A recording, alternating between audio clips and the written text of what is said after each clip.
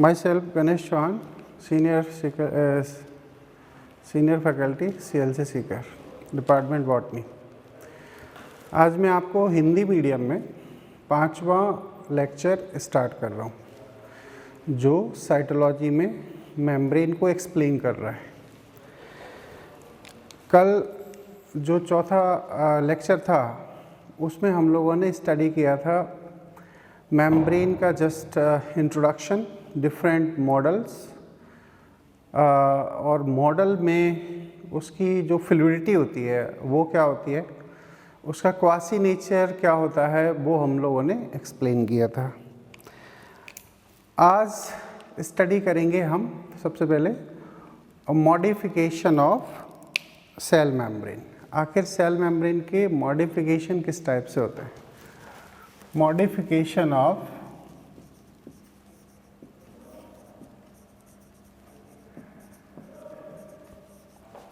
Cell membrane.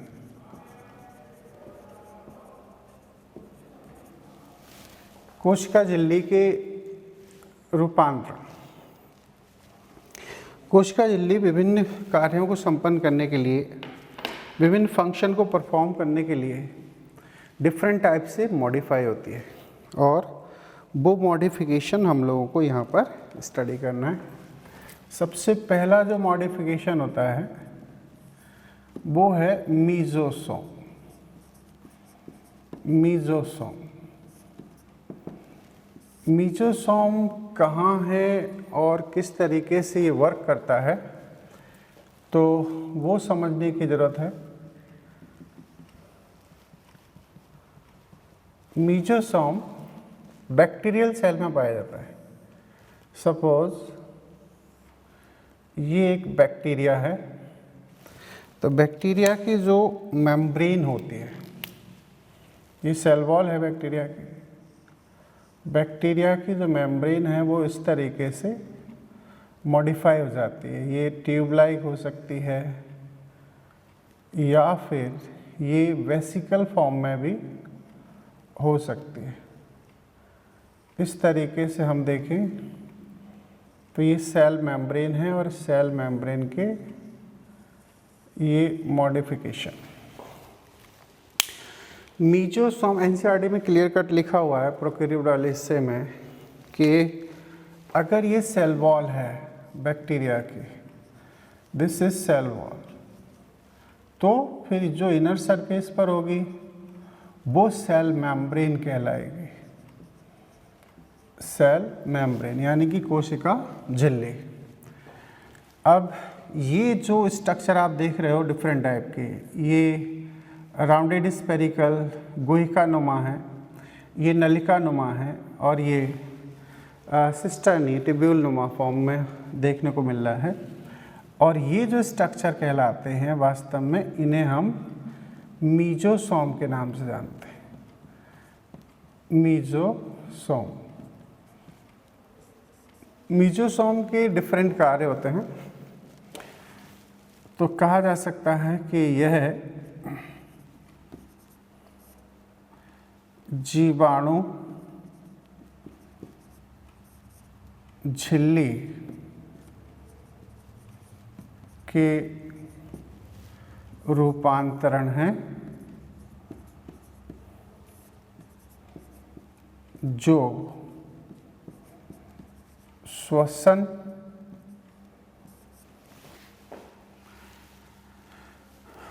स्त्रावण,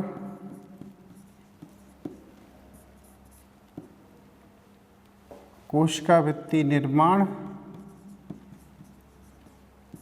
भित्ति निर्माण,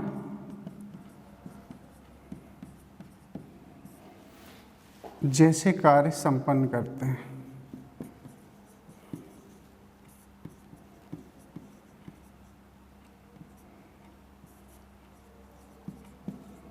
करते हैं। ये मीजोसोम। मीजोसोम की उपस्थिति सिर्फ और सिर्फ बैक्टीरियल कोशिका में पाई जाती है। Mesosome BGA blue green algae जैसे प्रोकैरियोट में एब्सेंट होते हैं। माइकोप्लाज्मा भी मोस्टली इनकी एब्सेंस होती है। अन्य प्रोकैरियोट में भी ये अनुपस्थित होते हैं। ज़्यादातर ये बैक्टीरिया में प्रेजेंस होते हैं। इनके द्वारा श्वसन का कार्य होता है। इनके फंक्शन के नाम पर यह भी कहा जाता है कि इनके द्वारा क्रेब चक्र, ETS मतलब एटीपी निर्माण, ये प्रक्रियाएं माइटोकॉन्ड्रिया में होती हैं यूकेरियोटिक कोशिका में, लेकिन प्रोकैरियोट में इन सभी को मीजोसोम में संपन्न किया जाता है। इसलिए मीजोसोम को एक खास नाम भी दिया जाता है, कॉन्ड्रियोसोम। कॉन्ड्रियोसोम के नाम से भी जानते हैं। Chondriosome means analogous structure of mitochondria. तो ये हो जाता है मीजोसोम एक मॉडिफिकेशन। दूसरा मॉडिफिकेशन क्या है? वो है लोमासोम। लोमासोम एक्चुअली ये फंगस में पाया जाता है। फंगस में कहा जाता है कि सेल वॉल है, सेल वॉल की जो मेम्ब्रेन है उसकी जो आउटर सरफेस पर कुछ राउंडेड स्फेरिकल स्ट्रक्चर बनते हैं। इन राउंडेड स्फेरिकल को हम लोमासोम नाम देते हैं। तो ये इसकी सेल वॉल हो गई और ये इनर साइड में ये सेल मेम्ब्रेन है, सेल मेम्ब्रेन, और ये फंगस की सेल है। तो फिर लोमासोम कहाँ है? तो ये जो स्ट्रक्चर अपन देखते हैं इन्हें हम कहते हैं लोमासोम। They are called लोमासोम। ये लोमासोम के नाम से जाने जाते हैं। कहा जाता है कि इनका फंक्शन क्या है? तो इनका फंक्शन होता है खास तौर से ये कोशिका भित्ति का निर्माण करते हैं। फंगस की कोशिका में इनकी उपस्थिति होती है। कवक कोशिका में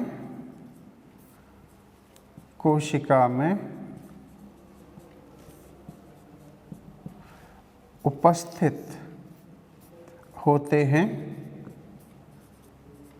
तथा कोशिका भित्ति का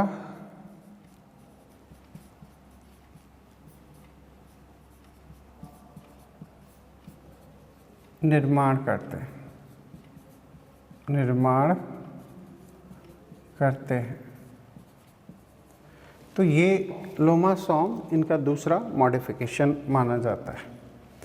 इसके बाद में जो तीसरा मॉडिफिकेशन है वो है माइक्रोविलाई। इनमें सूक्ष्मांकुर भी कहते हैं, सूक्ष्मांकुर, माइक्रोविलाई। अब ये माइक्रोविलाई कहाँ होते हैं? एक्चुअली कुछ कोशिकाओं में एपिथेलियम इस तरीके से फोल्ड हो जाती है और यहाँ पर कुछ छोटे छोटे microscopic minute thread like structure generate होते हैं, जिन्हें हम माइक्रोविलाई के नाम से जानते हैं। ये हैं माइक्रोविलाई। ये इनका काम क्या होता है? इनका काम होता है एब्जॉर्प्शन को परफॉर्म करना, एब्जॉर्प्शन के लिए सतह प्रदान करना। मतलब बहुत सारी जो कोशिकाएं होती हैं, जंतु कोशिकाएं खास तौर से, जिनमें अवशोषण का कार्य किया जाता है, वहाँ पर इन माइक्रोविलाई की उपस्थिति खास तौर से प्रेजेंस होती है। नॉर्मली ये माइक्रोविलाई प्लांट कोशिका में एब्सेंट होती हैं, क्योंकि प्लांट कोशिका में सेल वॉल के ठीक बाहर, सेल मेम्ब्रेन के ठीक बाहर कोशिका भित्ति पाई जाती है और उस वजह से इनकी प्रेजेंस वहाँ पर एब्सेंट होती है। अब इसके बाद में जो फोर्थ मॉडिफिकेशन है वो है डेस्मोसोम। डेस्मोसोम को भी मेम्ब्रेन का मॉडिफिकेशन माना जाता है। ये डेस्मोसोम क्या होते हैं? तो डेस्मोसोम के लिए कहा जाता है कि इस तरीके से दो एनिमल सेल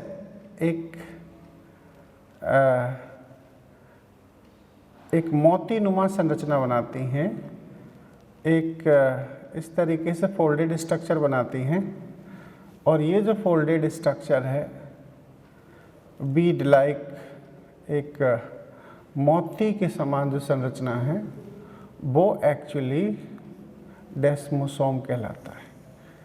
तो इस तरीके से जब कुछ एनिमल सेल, खासतौर से एपिथेलियम कोशिकाएं, आपस में यहाँ पर जो प्रेजेंस टोनोफाइबर्स हैं उनके जरिए आपस में कनेक्ट होती हैं, इन पॉइंट को हम डेस्मोसोम कहते हैं। इसमें जो स्ट्रक्चर हम देख रहे हैं ये कहलाते हैं टोनोफाइबर्स। ये प्रोटीन से बने हैं, प्रोटीन, और ये जो टोटल स्ट्रक्चर है दिस इज कॉल्ड डेस्मोसोम। इसे हम डेस्मोसोम के नाम से जानते हैं। इसके द्वारा पदार्थों का विनिमय किया जाता है। सब्सटेंस एक सेल से दूसरी सेल में पास आउट होते हैं। सपोज ये ए सेल है, ये बी सेल है, तो उसमें मूवमेंट होता है, इम्पल्सेस का मूवमेंट होता है। एपिथेलियम में कहा जाता है कि नर्व्स की प्रेजेंस नहीं होती है एपिथेलियम टिश्यू में, तो वहाँ पर इम्पल्स के मूवमेंट में भी ये हेल्प करते हैं। Desmosome are also modification of cell membrane. ये दो सेल की आपस में सेल मेम्ब्रेन हैं जो इस पॉइंट पर कनेक्ट हो रही हैं, और कनेक्शन जो पॉइंट हैं वहाँ पर टोनोफाइबर प्रोटीन से बने हुए ये आपस में कनेक्ट होते हैं, और यही डिफरेंट इम्पल्सेस का मूवमेंट कराते हैं। इसके बाद में डेस्मोसोम आते हैं। डेस्मोसोम का स्ट्रक्चर मैंने प्लाज्मोडेस्मेटा, ये प्लाज्मोडेस्मेटा काफ़ी इम्पोर्टेंट पार्ट है। कई बार ये क्वेश्चन पूछा जाता है कि प्लाज्मोडेस्मेटा क्या है। तो प्लाज्मोडेस्मेटा के लिए कहा जाता है कि यहाँ पर ये दो प्लांट सेल हैं, इन प्लांट सेल पर बीच में होता है मिडिल लेमेला। ये मिडिल लेमेला है इस तरीके से। इसी मिडिल लेमेला में, जो कि इन मेम्ब्रेन को आपस में कनेक्ट कर रहा है, ये प्लाज्मोडेस्मेटा है। इसी में इस पॉइंट पर यहाँ इस तरीके की कुछ संरचनाएं जनरेट होती हैं, और ये संरचनाएं एक्चुअली ये इसकी मेम्ब्रेन होगी। सपोज ये एक प्लांट सेल है,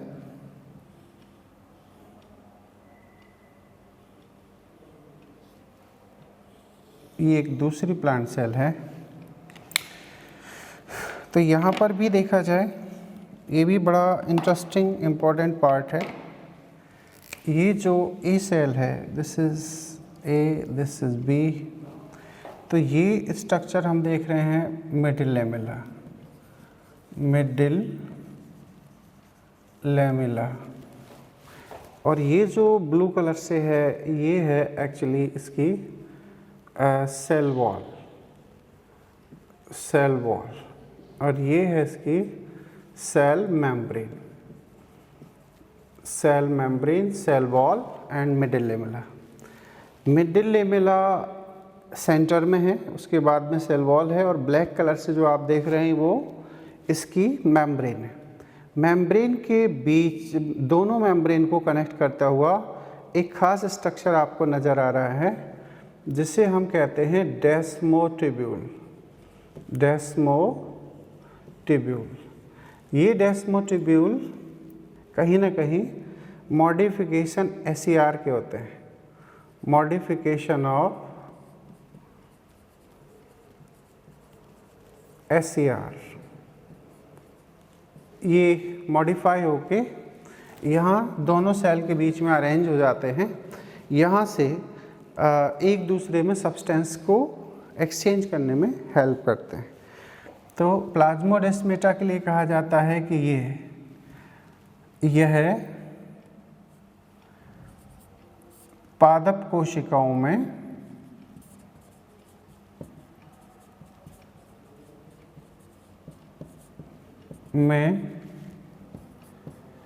पदार्थों के विनिमय में सहायक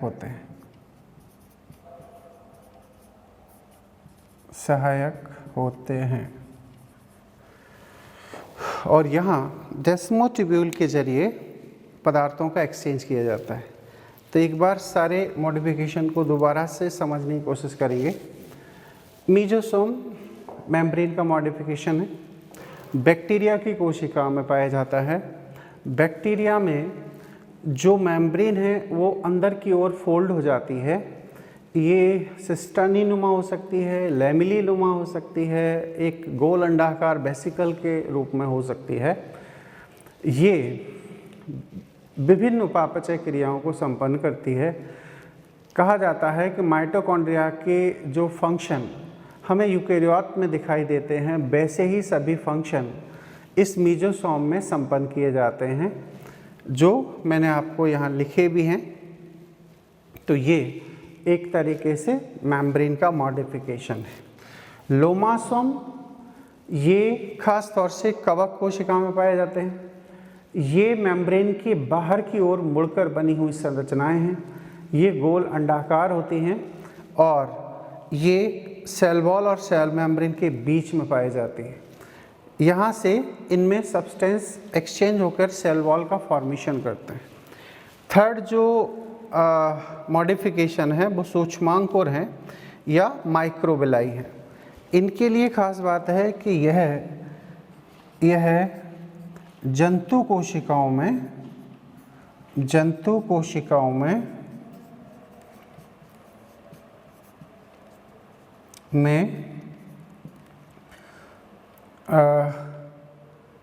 पाए जाते हैं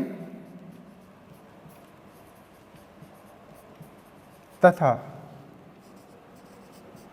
पदार्थों के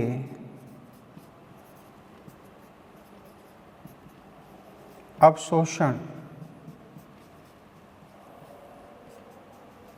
के लिए अधिक से अधिक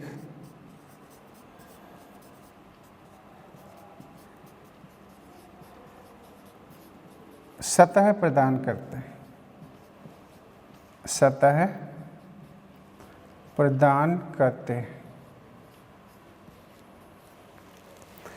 तो ये सूक्ष्मांकुर है। ये डेस्मोसोम है।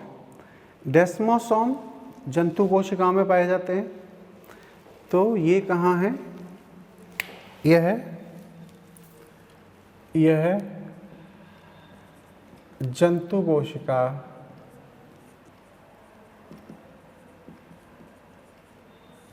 में पाए जाते हैं।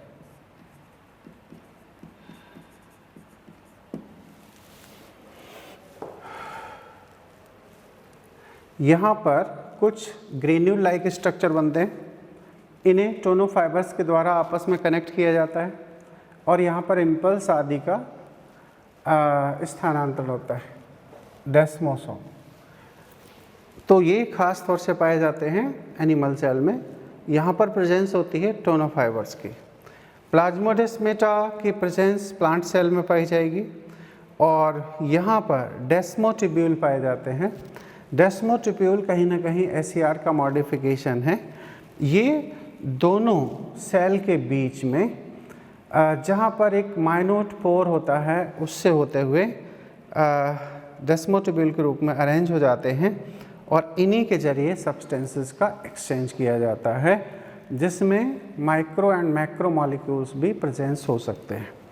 तो इस तरीके से ये है modification of cell membrane. Okay,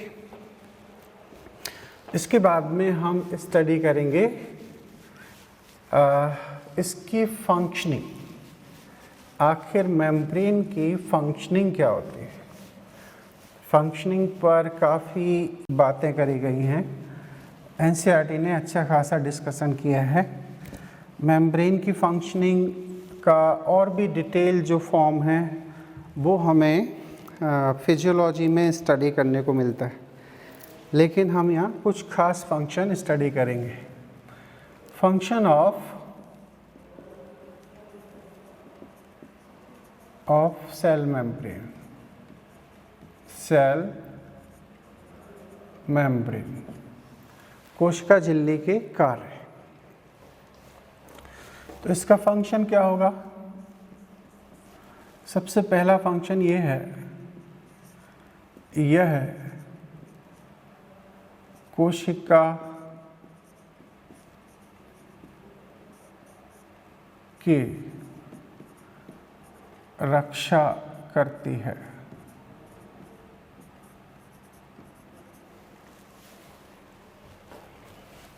दूसरा, इसके द्वारा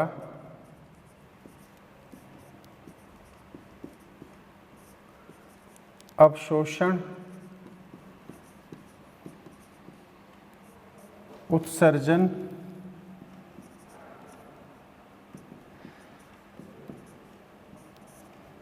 जैसे कार्य संपन्न किए जाते हैं।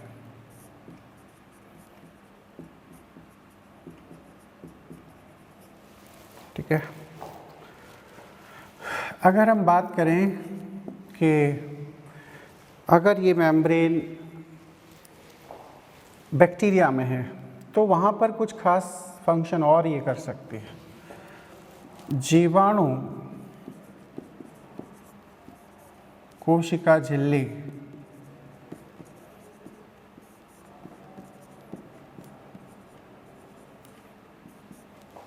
श्वसन,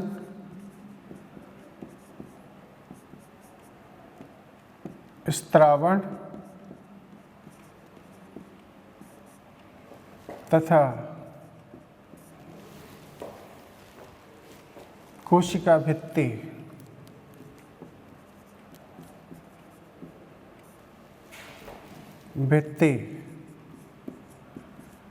निर्माण में सहायक होती है।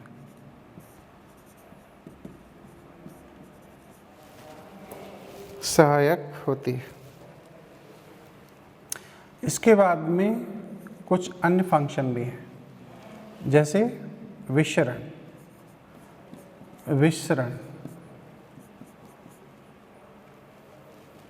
नॉर्मली विसरण के लिए हमेशा झिल्ली की उपस्थिति नहीं होती है। विसरण की प्रक्रिया झिल्ली की उपस्थिति अथवा अनुपस्थिति दोनों में संपन्न हो सकती है, लेकिन विसरण झिल्ली से होता हुआ भी गुजरता है, संपन्न होता है। तो यहाँ एक झिल्ली का भी ये फंक्शन इंक्लूड हो जाता है। तो विसरण है क्या? विसरण का मतलब होता है कि विभिन्न जो पदार्थ हैं, पदार्थ की कोई भी अवस्था हो सकती है, वो ठोस हो सकता है, द्रव हो सकता है, वो गैस हो सकती है। अगर वो अपनी उच्च सांद्रता से अपनी कम सांद्रता की ओर झिल्ली की उपस्थिति अथवा अनुपस्थिति में माध्यम की साम्यावस्था स्थापित होने तक अभिगमन करता है। कहाँ से? उच्च सांद्रता से कम सांद्रता की ओर, झिल्ली से होते हुए अथवा झिल्ली के बिना अभिगमन करता है, तब हम उस प्रक्रिया को विसरण कहते हैं। ये विसरण जल का हो सकता है, मिनरल्स का हो सकता है और दूसरे कंपोनेंट का भी हो सकता है। गैसियस एक्सचेंज का भी विसरण हो सकता है।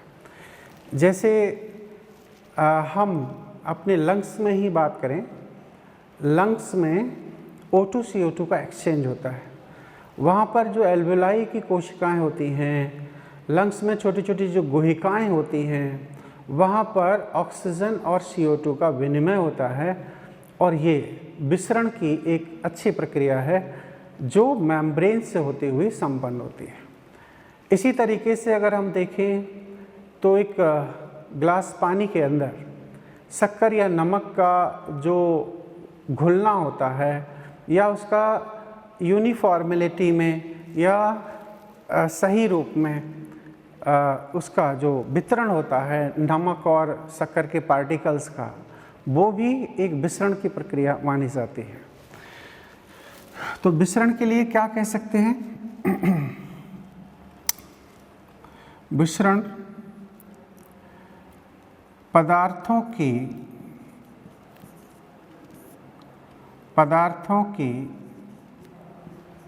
विभिन्न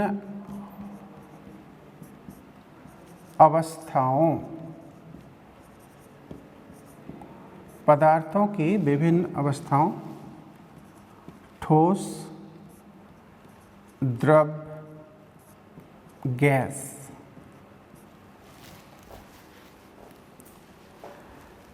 कण, आयन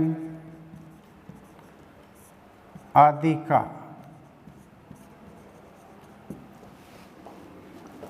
उच्च सांद्रता से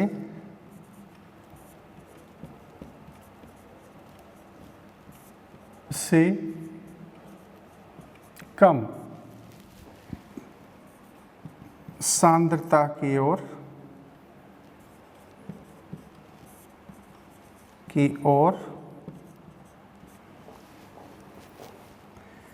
कोशिका झिल्ली की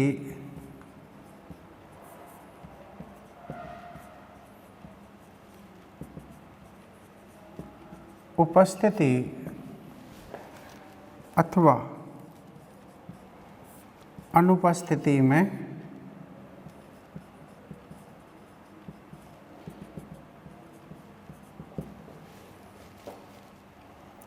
माध्यम की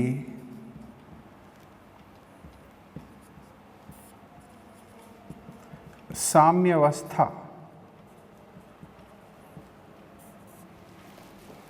स्थापित होने तक अभिगमन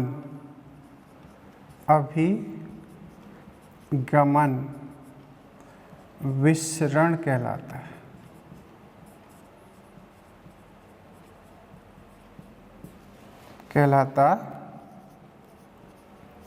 है। ये एक विसरण की डेफिनेशन है। एक्चुअली ये विसरण आपको कई जगह रिक्वायर्ड होगा, इसकी आपको जानकारी कई जगह ज़रूरत पड़ेगी। ये केमिस्ट्री में भी मिल सकता है, फिजिक्स में मिल सकता है, जूलॉजी में मिल सकता है, बॉटनी में मिल सकता है, लेकिन ओवरऑल विसरण यही है। तो आप इसे एक बार ठीक से समझ लें। पदार्थ की कोई भी अवस्था हो सकती है, वो पार्टिकल हो सकता है, वो एक आयन हो सकता है, वो लिक्विड हो सकता है। अगर वो अपनी हाई कंसंट्रेशन से लो कंसंट्रेशन की ओर झिल्ली से होता हुआ गुजरता है अथवा झिल्ली की अनुपस्थिति में गुजरता है, तो वो प्रक्रिया विसरण कहलाती है। जैसे प्रकृति में गैसों का जो वितरण है, हम हर जगह जाते हैं, वहाँ हमें ऑक्सीजन उपलब्ध हो जाती है, तो इसका मतलब है कि प्रकृति में हर जगह ये विसरण की प्रक्रिया से पहुँचती है।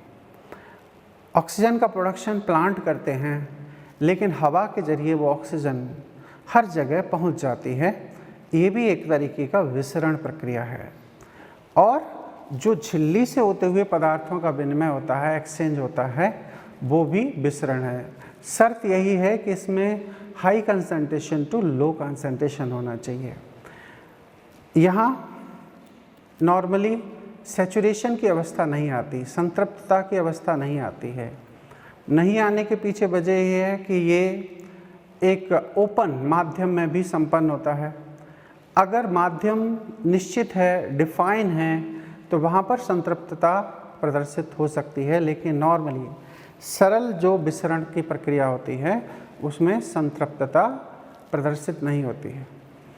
ये सैचुरेशन की प्रक्रिया हमें सुसाध्य विसरण में कुछ हद तक मिल सकती है या हमें अक्सर देखने को मिलती है, वो हम आगे स्टडी करने जा रहे हैं। तो ये एक विसरण की प्रक्रिया है। यहाँ पर कुछ खास बातें समझने की ज़रूरत है कि मान के चलो कि ये मेम्ब्रेन है, मेम्ब्रेन में ये इस तरीके से माध्यम है, तो यहाँ पर यहाँ वाटर है, पानी है, यहाँ कुछ पार्टिकल सॉल्यूट के पड़े हुए हैं। तो यहाँ पर जो पानी का मूवमेंट है वो कहाँ से कहाँ होगा, मतलब जो ए चैम्बर है और जो बी चैम्बर है, यहाँ पर जल की सांद्रता कहाँ ज़्यादा है, जहाँ पर विलेय कम होगा। सपोज ये विलेय है और ये विलायक है। विलायक का मतलब हो गया जल, वाटर, और विलेय का मतलब शक्कर मान लो, नमक मान लो। तो जहाँ जिस चैम्बर में विलेय ज़्यादा होंगे, अब चूँकि विलेय पदार्थ इस अर्धपारगम्य झिल्ली सेमी परमिएबल मेम्ब्रेन से पास आउट नहीं होते हैं। सेमी परमिएबल मेम्ब्रेन से सिर्फ वाटर यानी कि विलायक ही गुजर सकता है। तो जहाँ पर सॉल्यूट ज़्यादा होंगे, इसका मतलब है कि वहाँ पर विलायक का कंसंट्रेशन एज कंपेयर कम होगा, लेकिन जहाँ सॉल्यूट कम होंगे वहाँ विलायक यानी कि पानी की मात्रा ज़्यादा होगी। तो पानी अपनी उच्च सांद्रता से, विलायक अपनी उच्च सांद्रता से कम सांद्रता की ओर गुजरेगा। तो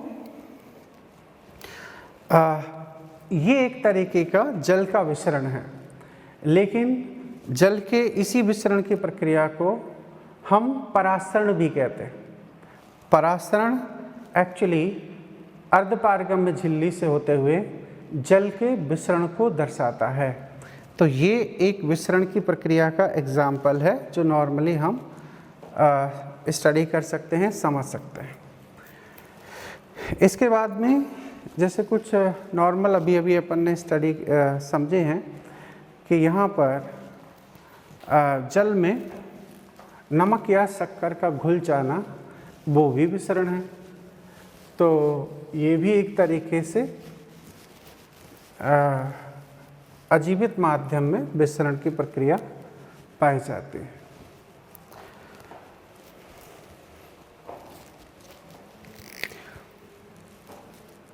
अच्छा, जो छोटे छोटे पार्टिकल होते हैं, जो आवेश रहित होते हैं, अनचार्ज पार्टिकल होते हैं, वो बड़े आराम से इस मेम्ब्रेन से गुजर पाते हैं। तो हम विसरण को अच्छा, पहले इसके एग्जाम्पल मैं बता दूं कि इसके एग्जाम्पल आप और क्या मान सकते हो। एग्जाम्पल के तौर पर हम मान सकते हैं नमक अथवा शक्कर, शुगर का जल में घुलना, ये एक तरीके का विसरण है। वायुमंडल में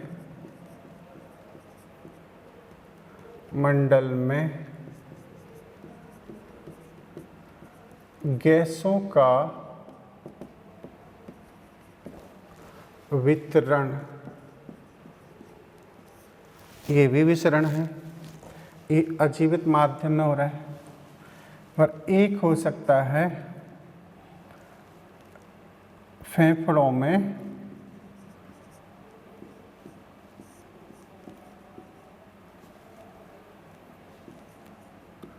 लंग्स में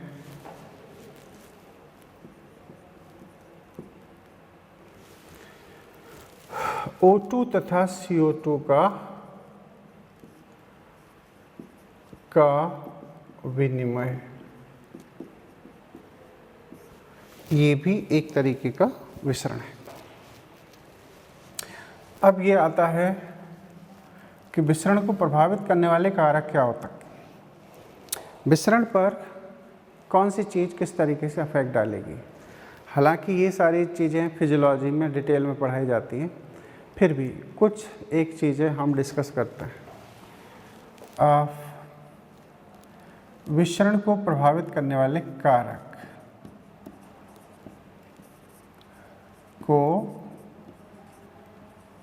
प्रभावित करने वाले कारक, सबसे पहला कारक होगा तापमान। तापमान का विसरण पर कैसे प्रभाव पड़ता है, तो तापमान के लिए कहा जाता है कि विसरण तापमान के समानुपाती होता है। Diffusion is directly proportional of temperature. Diffusion directly proportional of temperature. क्यों, ऐसा क्यों? हम सरल से एग्जाम्पल समझ सकते हैं, क्योंकि जल के अणुओं में काइनेटिक एनर्जी होती है। अब जैसे ही आप एक्सटर्नल हीट प्रोवाइड करते हो तो वो काइनेटिक एनर्जी बढ़ जाती है, और उससे जो मॉलिक्यूल्स का डिस्ट्रीब्यूशन है, वितरण है, मूवमेंट है, वो फास्ट हो जाता है, रिएक्शन फास्ट हो जाती है। तो इसीलिए टेम्परेचर जैसे जैसे बढ़ेगा डिफ्यूजन की प्रोसेस भी फास्ट हो जाती है। इसके साथ साथ में अगर मेम्ब्रेन के केस में भी ये चल रहा है विसरण, तो मेम्ब्रेन में कल के लेक्चर में हम लोगों ने पढ़ा था कि मेम्ब्रेन की जो फ्लूइडिटी है, जो तरलीयता है, लिक्विडिटी है, वो टेम्परेचर इंक्रीज करने पर बढ़ती है। तो जैसे ही हम मीडियम में टेम्परेचर बढ़ाएंगे तो मेम्ब्रेन की जो पारगम्यता है, फ्लूइडिटी है, वो इंक्रीज हो जाएगी। इससे जो डिफरेंट सब्सटेंसेस का एक्सचेंज है वो भी इंक्रीज हो जाएगा। अच्छा, एक तो दो तरीके से मूवमेंट फास्ट हो जाता है अगर ये सेल के रेस्पेक्ट में पढ़ रहे हो। नंबर वन, फ्लूइडिटी इंक्रीज हो जाती है मेम्ब्रेन की, उसमें पदार्थों के एक्सचेंज की पॉसिबिलिटी ज़्यादा हो जाती है, प्रोबेबिलिटी ज़्यादा हो जाती है। और दूसरी, सब्सटेंसेस की जो काइनेटिक एनर्जी है वो बढ़ जाती है, क्योंकि वाटर में काइनेटिक एनर्जी इंक्रीज होती है, और काइनेटिक एनर्जी की मदद से ही पार्टिकल एक जगह से दूसरी जगह पास आउट होते हैं। तो अच्छा, आप घर में भी इस एक्सपेरिमेंट को समझ सकते हैं। जैसे चाय बनाते हैं तो उसमें जब शक्कर डालते हैं तो वो जल्दी से डिज़ोल्व हो जाती है, लेकिन जो फ्रिज में रखा हुआ दही होता है उसमें शक्कर आसानी से या चीनी आसानी से डिज़ोल्व नहीं होती है, डिफ्यूज़ नहीं होती है, विसरित नहीं होती है। तो यहाँ पर भी हम टेम्परेचर का सीधे सीधे इससे कनेक्शन समझ सकते हैं, कनेक्टिविटी समझ सकते हैं। इसके बाद में यहाँ पर सांद्रता, माध्यम की सांद्रता ले लेते हैं पहले। माध्यम की सांद्रता, अगर माध्यम में ऑलरेडी सांद्रता ज़्यादा है तो विसरण कम होगा, इन्वर्सली प्रोपोर्शनल होगा। डिफ्यूजन, विसरण माध्यम की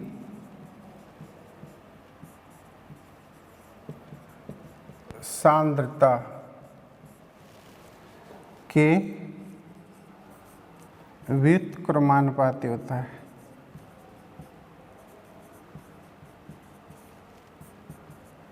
होता है। क्यों होता है?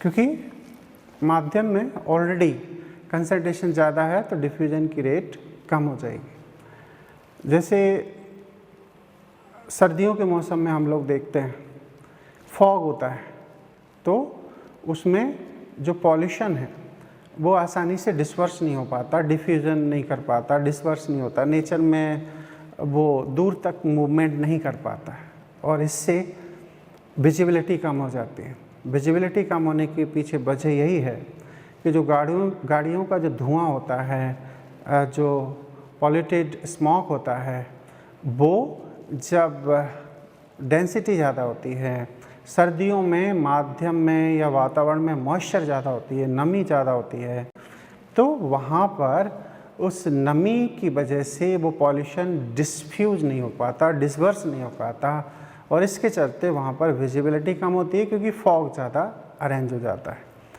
जैसे एक गिलास पानी है, उसमें अगर 1 चम्मच शक्कर डालते हैं तो आसानी से डिज़ोल्व हो जाती है, लेकिन अगर एक दूसरा ग्लास है उसमें ऑलरेडी पहले से 10 चम्मच शक्कर की अपन ने ऐड की हैं, अगर हम 11वीं उसमें ऐड करते हैं, जोड़ते हैं और उसे डिज़ोल्व करते हैं तो उसमें डिफ्यूज़न की रेट ओबियसली कम हो जाएगी क्योंकि वहाँ पर काइनेटिक एनर्जी जो वाटर मॉलिक्यूल की है वो कम हो जाती है। क्यों? क्योंकि काइनेटिक एनर्जी एक्चुअली मॉलिक्यूल यानी कि जो सॉल्यूट्स हैं उनसे रिएक्शन में वो यूज की जाती है और इस तरीके से वहाँ पर काइनेटिक एनर्जी कम होने से डिफ्यूजन भी कम हो जाता है और मॉलिक्यूल का मूवमेंट भी कम हो जाता है। इसके बाद में प्रेशर की बात की जाए, मतलब दाब, तो दाब के लिए डिफ्यूजन क्या है? तो डिफ्यूजन पर कहा जाता है कि खुद की अगर कंसंट्रेशन ज़्यादा है तो प्रेशर ज़्यादा है, जहाँ प्रेशर ज़्यादा होगा वहाँ से लो प्रेशर की ओर डिफ्यूजन फास्ट हो जाता है। तो कहा जाता है कि विसरण प्रेशर के समानुपाती होगा, तो diffusion directly proportional of pressure, ये दाब के समानुपाती होगा। तो इस तरीके से ये बातें हैं। इसके बाद में पार्टिकल क्या है? छोटे उदासीन कण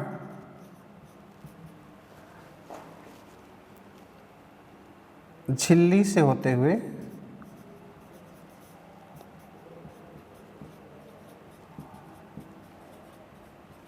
आसानी से गुजर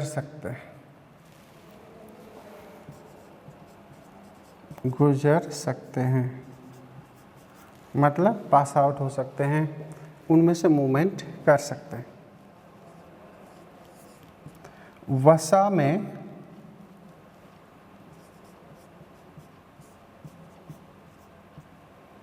घुलनशील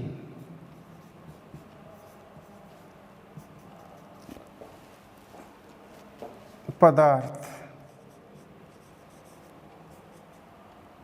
शीघ्रता से सांद्रता प्रवणता के अनुसार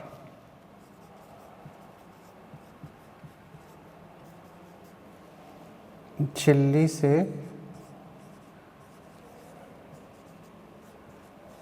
गुजरते हैं।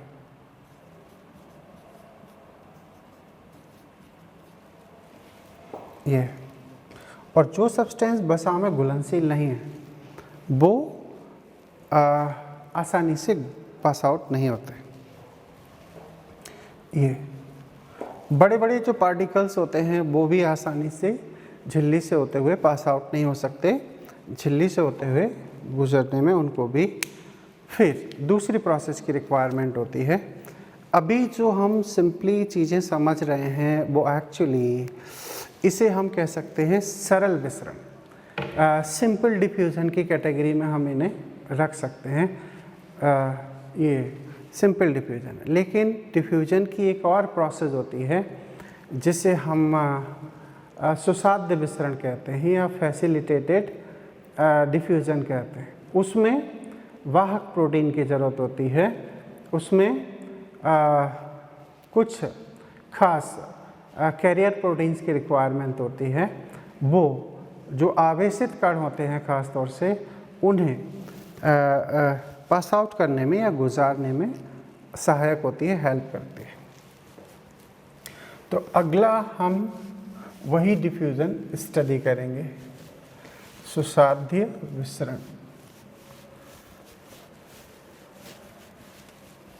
सुसाध्य विसरण अगली हेडिंग है सुसाध्य विसरण,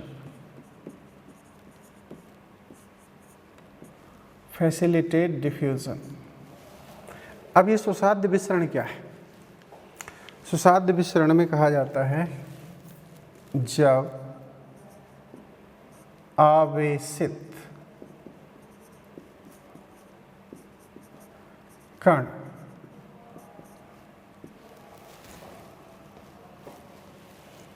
झिल्ली में उपस्थित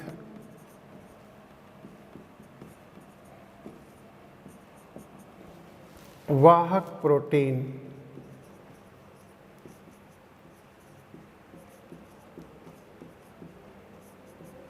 की सहायता से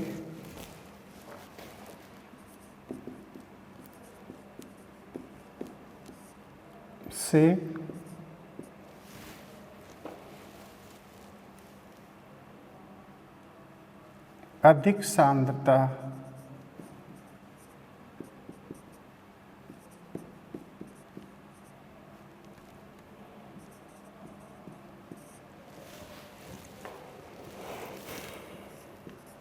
कम सांद्रता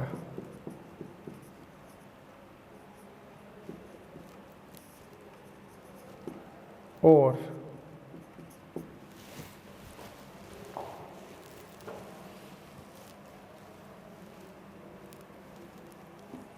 माध्यम की साम्यावस्था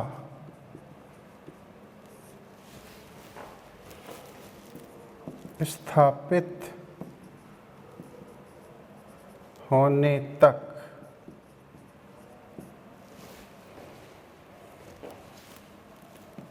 अभिगमन करते हैं।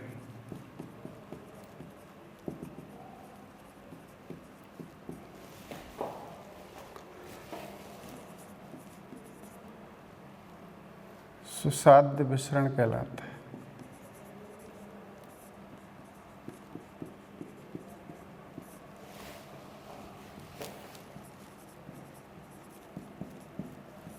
है। इसमें विसरण के लिए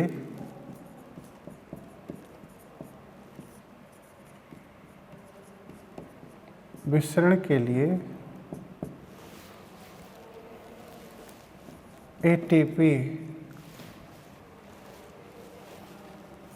के रूप में ऊर्जा की आवश्यकता नहीं होती। आवश्यकता नहीं होती है।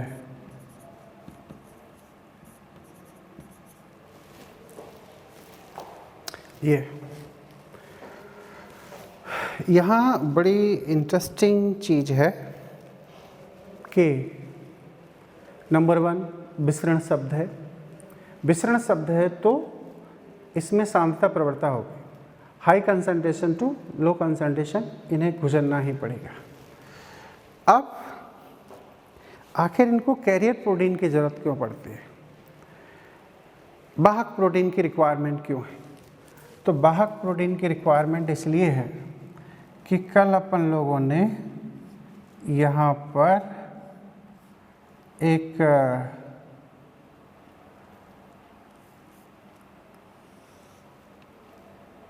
मेम्ब्रेन का स्ट्रक्चर पड़ा था और वो मेम्ब्रेन का स्ट्रक्चर कुछ इस तरीके से था। ध्यान से समझना, ये बड़ी इम्पोर्टेंट चीज़ है। इसकी रिक्वायरमेंट हमें कई जगह रहेगी। तो ये जो मॉलिक्यूल हैं, ये मॉलिक्यूल हैं फॉस्फोलिपिड, ये हैं फॉस्फोलिपिड। तो ये तो हमने कहा था कि ये पोलर है, चार्ज है, ध्रुवीय है, आवेशित है, यानी कि सिर भाग है आवेशित, और जो टेल भाग हैं इनके, टेल पूंछ, दे आर अनावेशित, इन पर आवेश नहीं है, नॉन पोलर है, अनचार्ज्ड है। ये आंतरिक प्रोटीन है, आंतरिक प्रोटीन, इसी को हम कह सकते हैं वाहक प्रोटीन। ये अब ध्यान देने वाली बात है, ये मेम्ब्रेन का आउटर एंड इनर सरफेस मान लेते हैं, एक अपर और एक इनर। यहाँ पर सपोज हाइड्रोजन पार्टिकल्स हैं, यहाँ इनका कंसंट्रेशन कम है, इस साइड यहाँ पर कंसंट्रेशन एज कंपेयर ज़्यादा है, तो यहाँ अधिक सांद्रता होगी, अधिक सांद्रता। और इस साइड क्या है, और ये बीच में कौन है, दिस इज सेल मेम्ब्रेन। और ये जो दो लेयर हैं ये फॉस्फोलिपिड की लेयर है। यहाँ पर हम क्या देख रहे हैं, कम सांद्रता। किसकी कम सांद्रता, हाइड्रोजन आयन की। हाइड्रोजन आयन देखें तो यहाँ 2 हैं, यहाँ 4 है, तो यहाँ पर कंसंट्रेशन ग्रेडियंट तो बनना है। यहाँ इसकी हाइड्रोजन की अधिक सांद्रता है, यहाँ हाइड्रोजन की कम सांद्रता है। अब ये प्रोटॉन चार्ज या प्रोटॉन पार्टिकल्स या हाइड्रोजन या दूसरे कोई भी एलिमेंट हो सकता है, ये इस हिस्से से पास आउट नहीं हो सकते, यानी कि फॉस्फोलिपिड वाले हिस्से से पास आउट नहीं हो सकते। क्यों नहीं हो सकते, तो वो इसलिए नहीं हो सकते क्योंकि आवेशित जो हिस्सा है, ये जो आवेशित पार्टिकल हैं, ये इन आवेशित भागों में आ सकते हैं या पहुंच सकते हैं, लेकिन जो अनचार्ज्ड अनावेशित हिस्सा है इसका पूंछ, जो कि दोनों लेयर का कुछ सेंट्रल पार्ट बनाते हैं, इनसे ये जो चार्ज पार्टिकल हैं यानी कि प्रोटॉन हैं, ये गुजर नहीं सकते, ये पास आउट नहीं हो सकते। और इसीलिए कितनी भी सांद्रता प्रवणता क्यों न हो, ये प्रोटॉन इस तरीके से पास आउट नहीं होते। हाँ, वाटर इजेक्ट हो सकता है, वाटर पास आउट हो सकता है हाई प्रेशर में, लेकिन मिनरल्स इस तरीके से पास आउट नहीं होते। तो इनके लिए क्या होता है, इनके लिए एक ही रास्ता होता है कि ये प्रोटॉन यहाँ से होते हुए, इसके अंदर से होते हुए, यानी कि चैनल प्रोटीन की मदद से इस हिस्से में आ सकते हैं। इस तरीके से यहाँ इनका मूवमेंट पॉसिबल है, और इसके लिए इन्हें वाहक प्रोटीन की ज़रूरत होती है। एक और इंटरेस्टिंग चीज़, नॉर्मली इसमें एटीपी की रिक्वायरमेंट नहीं होती है, लेकिन अगर एनर्जी इसमें दी जाए तो वो प्रोसेस कई गुना फास्ट हो जाती है। जब सेल को डिफरेंट सब्सटेंस जो एसेंशियल चीज़ें हैं, जैसे ग्लूकोज ही है, वो भी बॉडी में कुछ कुछ फैसिलिटेड डिफ्यूजन के जरिए जाता है, लेकिन तब जब इसकी रिक्वायरमेंट बहुत ज़्यादा होती है। तो नॉर्मली कंसंट्रेशन ग्रेडियंट होता है, high concentration to low concentration, और जो वाहक प्रोटीन होती हैं उनके ज़रिए इन्हें पास आउट किया जाता है। एनसीईआरटी में ये जो फिजियोलॉजी वाला हिस्सा है वहाँ पर इसकी डिटेल स्टडी कराई गई है। कहा गया है कि एक्वापोरिन प्रोटीन होती हैं जो एक चैनल प्रोटीन की तरह काम करती हैं, वो गुजरने में सहायक होती हैं। इसके बाद में पोरिन प्रोटीन होती है।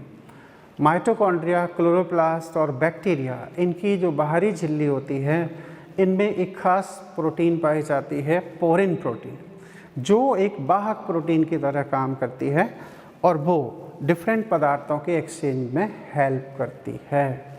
तो ये कहीं ना कहीं फैसिलिटेड डिफ्यूज़न है। इस मूवमेंट को हम डाउन हिल मूवमेंट कहते हैं। डाउन हिल मूवमेंट का मतलब है high concentration to low concentration. अच्छा, तो ये अप हिल नहीं है, ये डाउन हिल मूवमेंट। तो इससे रिलेटेड कुछ खास बातें और कर लेते हैं। ये एनसीईआरटी में डिस्क्राइब्ड है, डिस्क्रिप्शन है और डिटेल में पढ़ाया भी जाता है। यहाँ पर हम देखें तो इसकी खास बात क्या हुई, एक तो ये डाउन हिल मूवमेंट है। मूवमेंट क्यों डाउन हिल है? हाई टू लो, हाई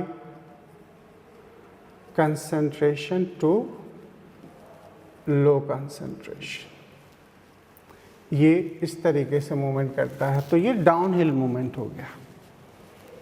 अब दूसरी चीज़, इसमें संतृप्तता, सैचुरेशन, संतृप्तता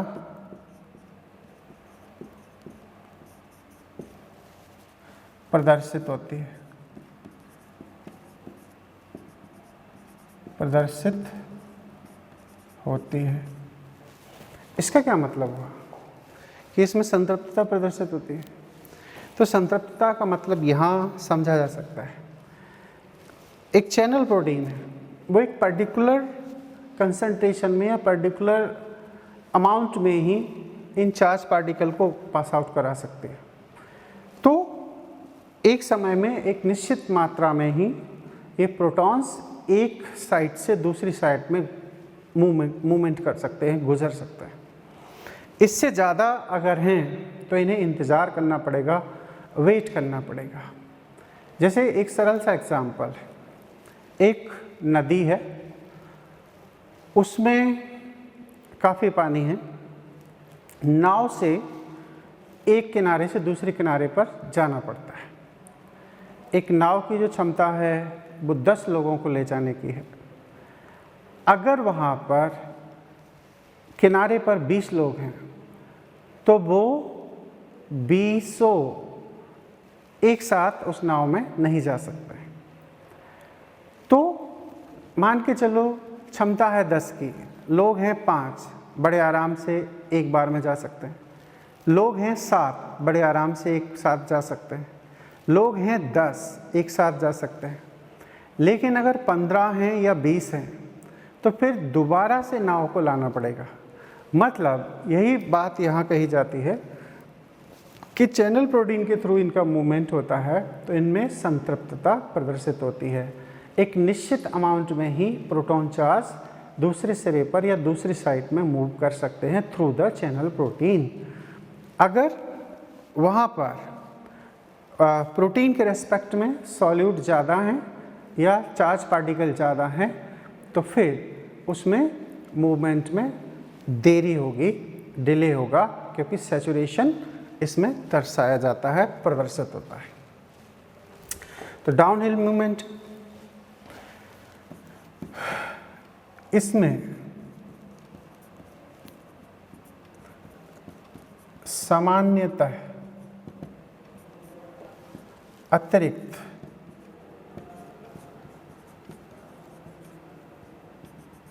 ऊर्जा की आवश्यकता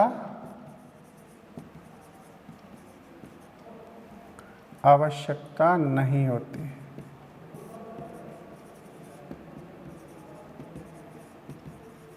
होती है ये। तो ये कुछ खास बातें हैं जो सुसाध्य विसरण को दर्शाते हैं।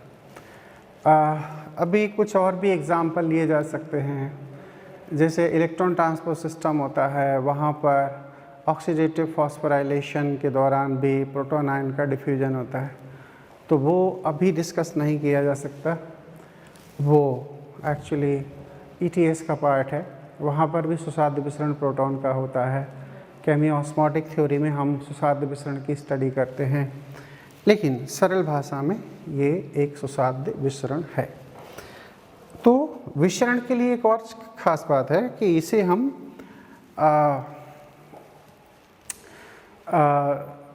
निष्क्रिय अभिगमन भी कहते हैं, पैसिव मूवमेंट कहते हैं। पैसिव क्यों कहते हैं? क्योंकि इसमें नॉर्मली एनर्जी की रिक्वायरमेंट नहीं होती है, ATP के फॉर्म में एनर्जी यूज नहीं होती है। तो अब आते हैं जैसे कि एक्टिव ट्रांसपोर्ट क्या होता है, सक्रिय अभिगमन। ये तो पैसिव हो गया, तो हम कह सकते हैं कि सामान्यतः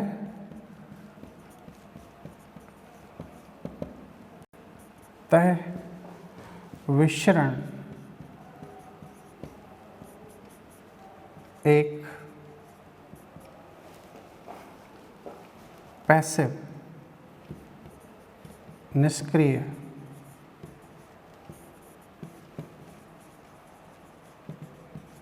प्रक्रिया है, होती है। ठीक है। अब आता है, अच्छा यहीं पर एक चीज़ और समझ लेते हैं कि आखिर परासरण क्या होता है। विसरण तो हो गया, अब अगली हेडिंग है परासरण। परासरण का मतलब होता है ऑस्मोसिस। इस डायग्राम में जो अभी अपन ने पहले बनाया था उसमें ऑस्मोसिस ही बताई गई थी। तो इसकी जो डेफिनेशन है वो क्या है? जल विलायक का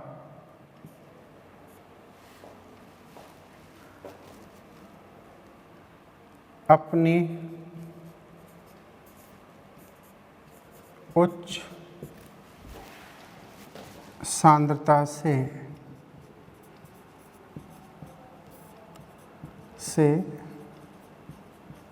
कम सांद्रता की ओर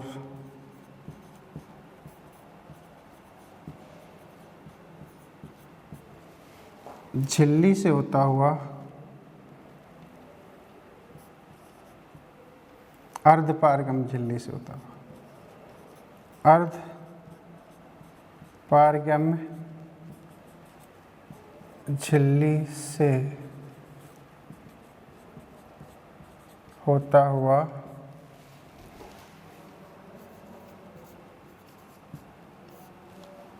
अभिगमन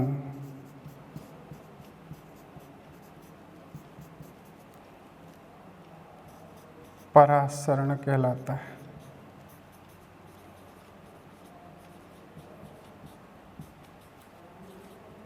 NCERT ये कहती है जल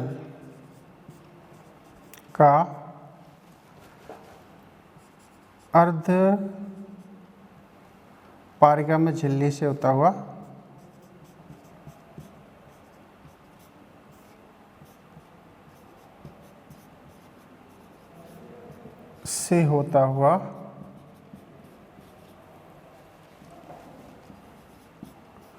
विसरण ही परासरण कहलाता है।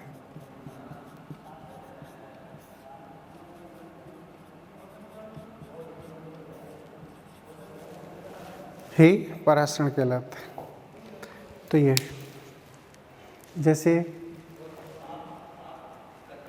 अंगूर का अगर अपन हाई कंसंट्रेशन में रख दें तो वो सिकुड़ जाता है, लेकिन अगर पानी में रख दें किशमिश को तो वो फूल जाती है। किशमिश का फूलना अंतःपरासरण है, अंगूर का सिकुड़ना ये बाह्य परासरण है। इनकी जो डिटेल स्टडी है वो एक्चुअली फिजियोलॉजी में पढ़ाई जाती है, फिजियोलॉजी में आती है, लेकिन परासरण अर्धपारगम झिल्ली का यानी कि कोशिका झिल्ली का एक विशिष्ट लक्षण है। तो इस तरीके से यह है। एक होता है द्रव्यमान अभिगमन। एक लास्ट सेगमेंट इसका और स्टडी कर लेते हैं, वो है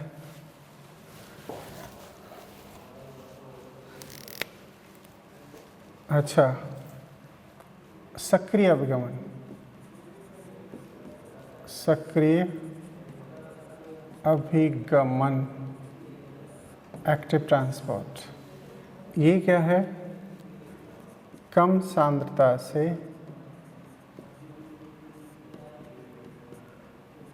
अधिक सांद्रता की ओर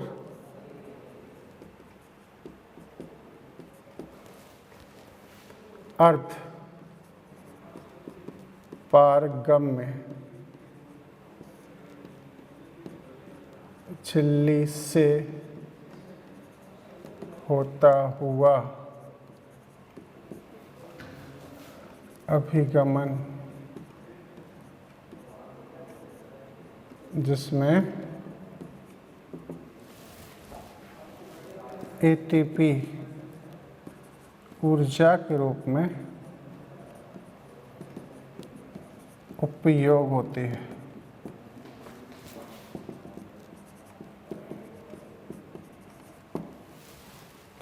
सक्रिय अभिगमन कहलाता है।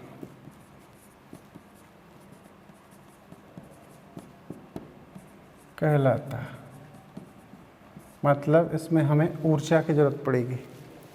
ये यहाँ पर अपहिल मूवमेंट, तो इसकी खास बात क्या हो गई? जैसे sodium potassium pump, sodium potassium pump, ये एक तरीके से एक्टिव प्रोसेस है। एटीपी की जरूरत हो गई। ये कैसा होगा? अपहिल मूवमेंट, अपहिल मूवमेंट मतलब कम सांद्रता से अधिक सांद्रता की ओर। इनमें संतृप्तता आती है, इनमें संतृप्तता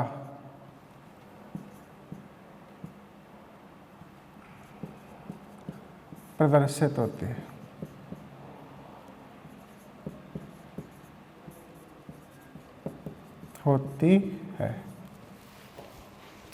तो ये कुछ सक्रिय अभिगमन है। तो ये कुछ खास फंक्शन थे मेम्ब्रेन की, जिन्हें एनसीईआरटी एक्सप्लेन करती है। इसके बाद में हम नेक्स्ट लेक्चर डिस्कस करेंगे 6th नंबर का, जिसमें हम एंडोमेम्ब्रेन सिस्टम की बात करेंगे। Okay, thank you.